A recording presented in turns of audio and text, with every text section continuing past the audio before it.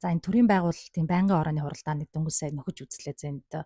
Бүр үнэхээр инээд хүрэгч биш дээ. Яах ч шид мэдхгүй юм. Юу ч гэхэвдэ гэж хэлмээр санагдаж байна.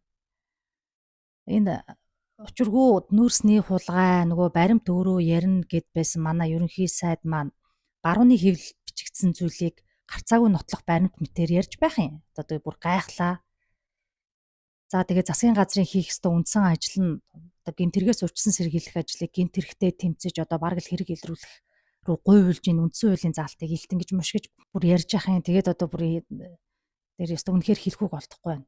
За тэгээ сүүлдээ энэ нөгөө нүүрсний хулгай баримт материал гэдэг зүйл нь Монгол хаан жүжиг рүү болоод орчлоо. За урд өмнө ажиллаж исэн ерөнхий сайд маань Монгол хаан жүжигт өөрийнх нь хамаарал бүхий кампанид ингээд төрийн өмчт компаниас засгийн газрын шийдвэрээр санхүүжүүлсэн ийм баримтыг хууль зүйн сайд асан инх баяр ингээд өнөөдөр дийлгэлээ. За нөгөө нүүрсний асуудал нь явн явсаар одоо Монгол хаан жүжиг рүү орж байна. Эцсийн дүндээ Монгол ардын намын хуваагдал Монголын ард түмэнд бол ашигтай тусч ийн гэж хувьдаа өгнж байна. Ингээд аль аль талынхаа эдээ бэрийг сайн шахацгаа. Тэгээ миний хувьд бол 2021 оноос эхлэн энэ ковидын төсвийг ил болгохыг удаа дараа шаардаж эхэлсэн холбогдох байгууллагууд нь албан бичгүүд хургуулсан тий ард түмэндээ тайлангаа тавь гэдэг одоо 3-4 жил шаардаад зөвхөрөнгөө барцсан байж байгаа. Тайлангаа тавихыг шаардаж одоо жагсаж хүртэл үзчихсэн. Тэгээ хилмигдэж хүртэл явж исэн. Тийм л шудраг юм бол та бүгд одоо аль бүлэг нь хамаарахгүйгээр энэ ковидын тайланг ард түмэндээ тайлганчих.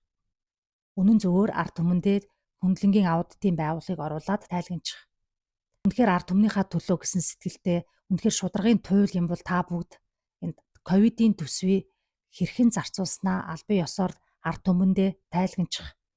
Ковидын төсвөөр сонсгол хийчих. Энэ талаар их хурлын гишүүдийн гарын үсгийг цуглуулчих. Харъя. Үнэхээр ингэж чадах уу та бүгд?